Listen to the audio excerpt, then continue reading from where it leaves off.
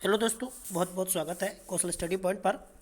राजस्थान रीट भर्ती परीक्षा, सीईटी भर्ती परीक्षा और एलडीसी भर्ती परीक्षा के लिए बहुत ही इंपॉर्टेंट राजस्थान जीके के नोट्स इसमें होने वाले हैं।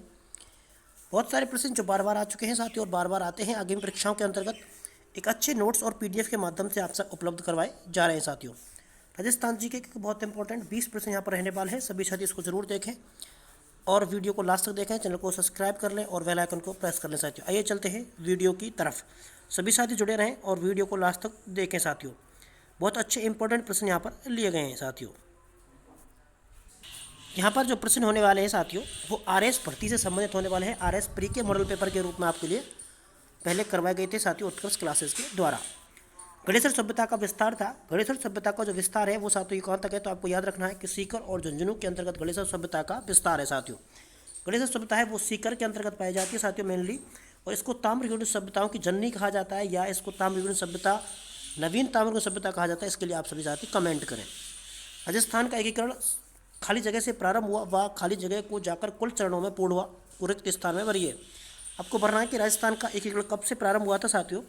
तो इसका जो राइट आंसर है कि राजस्थान का एकीकरण 18 मार्च 1948 से प्रारंभ होकर 1 नवंबर 1956 तक चला था साथियों। और कितने चरण थे उसके अंदर? 7 चरण थे साथियों। ठीक है। सबसे पहले जो मत्स्य संघ का निर्माण होता है वो 18 मार्च 1948 को हुआ था साथियों। और पूर्ण रूप से राजस्थान जो बना था वो 1 नवंबर 1956 को बना था साथियों। और इसके अंतर्गत 7 चरणों में इसका निर्माण पूर्ण हुआ था। चलते हैं नेक्स्ट। जिस वन में गजेंद्र, गेड़े और सूकर राह भूलकर भी नहीं जाते, उसी वन में आज गीदड़ बड़ी तपस्या के साथ उत्पात मचा रहे हैं। राजस्थान की 1860 और 90 के दौरान इस तत्कालीन स्थिति के बारे में यह कथन किसने कहा था? बहुत ही इंपॉर्टेंट कथन है साथियों, जो अपने पूर्व के जो इतिहासकार जो आते हैं साथियों, इतिहासकार या कह सकते हैं इनको स्वतंत्रता सेनानी जिनको कहा जाता है, वहाँ से जो प्रश्न आ रहे हैं इस प्रकार से प्रश्न वहाँ पर पूछे जाते हैं साथियों। तो इस प्रश्न को आपको बिल्कुल याद रखना है कि सूर्यमल मिश्र जो आपके एक कवि रहे, उन्होंने कहा था कि राजस्थान में 1860 और 1890 के दशक में उन्होंने कहा था कि जिसमें गजेंद्र, गेंडे और सूगर राह भूलकर भी नहीं जाते, उसी वन में आज गीदड़ उत्पात मचा रहे हैं साथियों। ठीक है। निम्न में से राठौर रियासत कहाँ कहाँ पर थी? राठौर जो यानी कि राठौर राजाओं की जो रियासत थी वो कौन कौन सी रियासत थी? तो आपको इसको कमेंट जरूर करके बताना है साथियों। जोधपुर, मालवा, आबूनगर, सांवर, जोधपुर, मालाड़ी, मालवा, बीकानेर, दौसा। अब देखिए आपको मैं आंसर सीधे सीधे बता रहा हूँ, आंसर आपको दिख भी रहे हैं, लेकिन आपको ऑप्शन को जरूर पढ़ना है। सभी साथियों को ऑप्शन को पढ़ के चलना है। जोधपुर, मालाड़ी, मेड़ता, बीकानेर और किशनगढ़, ये जो रियासतें हैं इन रियासतों में राठौर रियासत किया जाता था। राठौर राजवंशों का यहाँ पर शासन चलता था साथियों। ठीक है। चलते हैं आगे चलते हैं। अगला जो प्रश्न है कि रणथंभौर दुर्ग किस महल में मंदिर, मस्जिद, गिरजाघर तीनों स्थित हैं? रणथंभौर के किस दुर्ग में? ये दुर्ग दिखाई दे रहे हैं आपको। इस दुर्ग में आपको बताना है कि किस दुर्ग के अंतर्गत तीनों चीज़ें स्थित हैं। तो साथियों आपके सुपारी दुर्ग, सुपारी जो महल है उसके अंतर्गत मंदिर भी है, मस्जिद भी है और गिरजाघर भी। बहुत ही इंपॉर्टेंट प्रश्न है साथियों। आप सोच रहे होंगे एक पुरानी श्रृंखला है लेकिन बहुत इंपॉर्टेंट श्रृंखला है, और यहाँ से प्रश्न आपके रीट भर्ती और एलडीसी भर्ती के अंतर्गत जरूर पूछे जाएंगे साथियों, मेरी गारंटी है। ठीक है। तो सुपारी महल के अंतर्गत एक साथ मंदिर, मस्जिद और गिरजाघर तीनों आपको देखने को मिलेंगे साथियों। चलते हैं नेक्स्ट प्रश्न की तरफ। अगला जो प्रश्न है बिचौलिया आंदोलन, बिचौलिया किसान आंदोलन के बारे में असत्य कथन कौन सा है? राजस्थान का एकमात्र किसान दल जिसके बारे में हर बार प्रश्न पूछा जाता है साथियों, बहुत इंपॉर्टेंट है। इस आंदोलन के प्रणेता साधु सीताराम दास थे, बिल्कुल सही है। कृष्ण सिंह के द्वारा 1903 में किसानों पर चवरी कर लगाया गया था, उसके विरोध में यह आंदोलन हुआ था। मोतीलाल तेजावत इस आंदोलन में एक सक्रिय कार्यकर्ता थे, और बिंदुलाल भट्टाचार्य आयोग का गठन इस आंदोलन के तहत किया गया था साथियों। तो इसका जो सत्य कथन है साथियों इसके बारे में वो ए बी डी यानी ए बी और डी ये सत्य कथन है तीनों, कि बिंदुलाल भट्टाचार्य जो आयोग का गठन किया गया था वो इस आंदोलन के तहत ही किया गया था। कृष्ण सिंह के द्वारा 1903 में किसानों पर चवरी कर लगाया था, जिसके विरोध में यह आंदोलन हुआ था, और इस आंदोलन के प्रणेता साधु सीताराम दास हैं साथियों। लेकिन इसका जो गलत आंसर है, असत्य जो कथन है वो है मोतीलाल तेजावत इस आंदोलन में बिल्कुल भी भूमिका उन्होंने नहीं निभाई थी साथियों। आगे चलते हैं। सामंती युग का अंत हो गया व प्रजातंत्र का उदय हुआ है। अब न तो राजपूत राज होगा और ना ही जाट राज्य का राज होगा।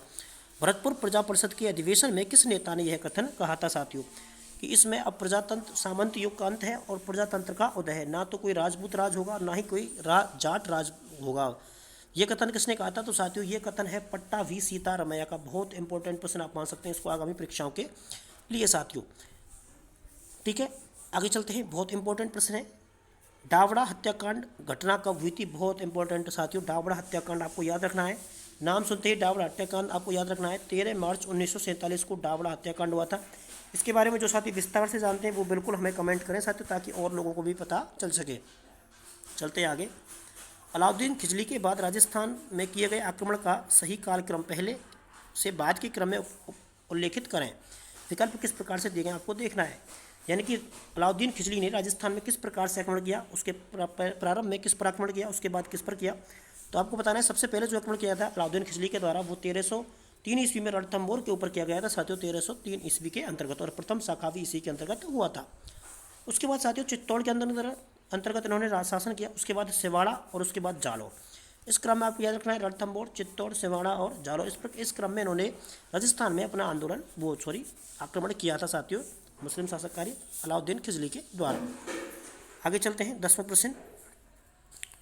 सूची फर्स्ट को सूची सेकंड से मिलान कीजिए। आहड़, इधर जो सभ्यताएं दी गई हैं साथियों आपके लिए, और इधर उनके जिले दिए गए। किस सभ्यता कौन से स्थान पर आपको मिलान करनी है। आहड़ सभ्यता कहाँ पर आपको मिलान करना है साथियों।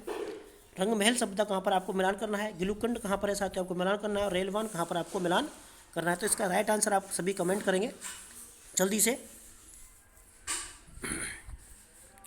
आहड़ सभ्यता है वो साथियों उदयपुर के अंतर्गत है। गिलुकंड है वो साथियों राजसमंद के अंतर्गत है।